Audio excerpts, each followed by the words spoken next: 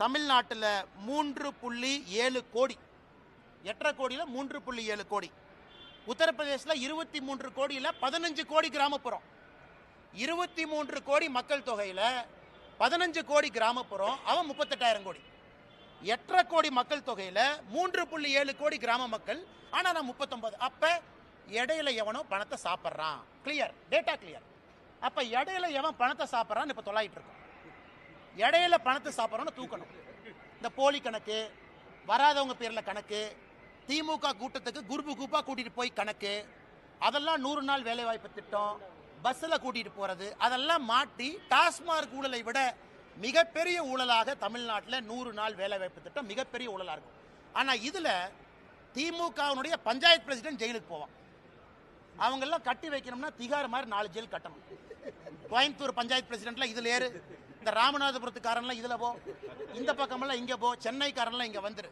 திமுகவுடைய பஞ்சாயத்து பிரசிடென்ட் எழுதின போலி கணக்கு டாஸ்மார்க் ஊழலை விட பல மடங்கு இந்த கணக்கு இருக்கும். இந்த டேட்டாவை உங்களுக்கு நான் சமர்ப்பிக்கிறேன், பத்திரிகை நண்பர் பாருங்க. அடுத்தது மேடம், நீங்க சொல்லுங்க, இன்னைக்கு 100 நாள் வேலை வாய்ப்பு திட்டத்தில் நம்ம எல்லாருக்குமே புரிதல் இருக்கு. சம்பளம் ஒரு பர்சன்டேஜ், சம்பளம் 1% வேலைக்கான மெட்டீரியல், இது ரெண்டுமே மத்திய அரசு கொடுக்குறாங்க.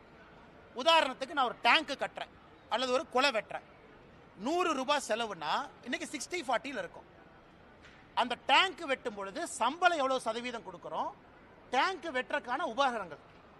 தமிழ்நாட்டில் இன்னைக்கு நிலுவையில் இருக்கக்கூடிய சம்பளம் 87%. மொத்த காஸ்ட்ல 87% சம்பளம் பாக்கினா அது 60-40 தான் இருக்கணும்.